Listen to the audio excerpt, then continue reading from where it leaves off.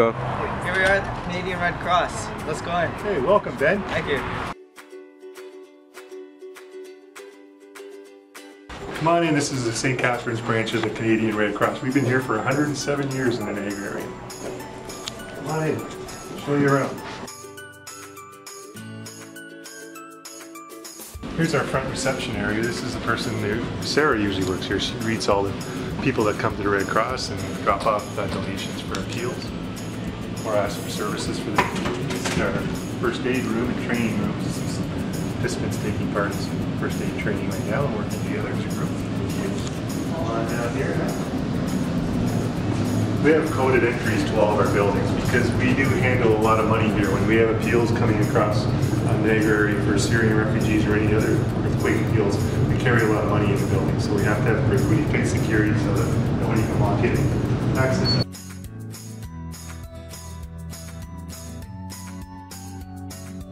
These are our offices down here. These are offices that are coordinators for first aid, for disaster management, for our philanthropy department, as well as our quality and risk department staff work at.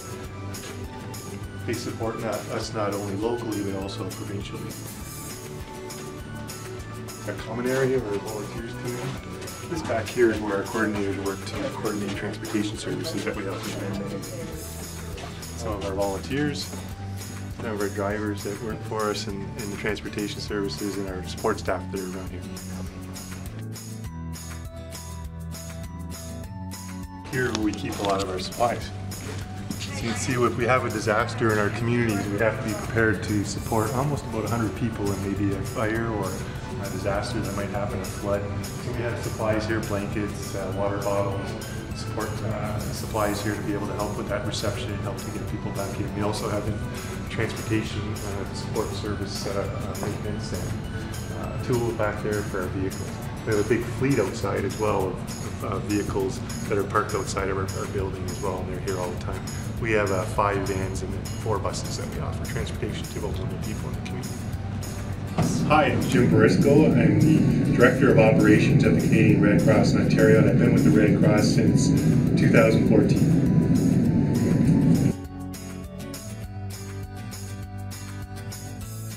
The Canadian Red Cross have members of their society that are deployed across the country and across international in Europe and everywhere else. We offer supplies, we offer donations to communities to get their communities rebuilt. We provide shelters, we help reunification of families, which means bringing families together after disasters. My name is Shelley Makepeace. I'm the Swimming and Water Safety Representative for Southwestern Ontario. Whit Trader Langston. I'm the Supervisor of Transportation for the Red Cross and the St. Catharines office, which covers the entire Niagara region.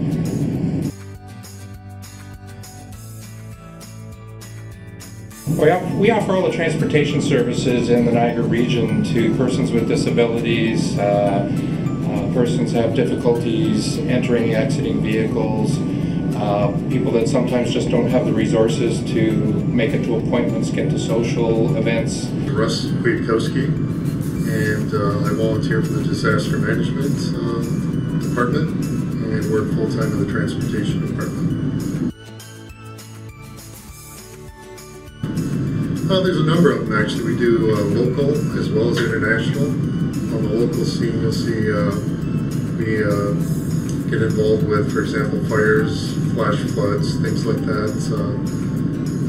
Internationally, you've probably seen that we've been involved with Syrian refugees, for example. But we help out with emergency lodging, emergency food, clothing. Whenever anybody's displaced because of an emergency or any sort of disaster, then Red Cross jumps in and gives them a helping hand, tries to get them back on their feet. Well, $5,000 to the Canadian Red Cross would be quite valuable to us. As you know, we offer services to vulnerable people, but right now at this time in the world, the Syrians are returning to Canada, or some are coming to Canada. I think that $5,000 would be a great opportunity to offer services and help these Syrians coming from their country to reunite with family members in Canada and around Ontario, and also help them get involved in their communities and settle in their communities. So that's why I think the $5,000 would go greatly to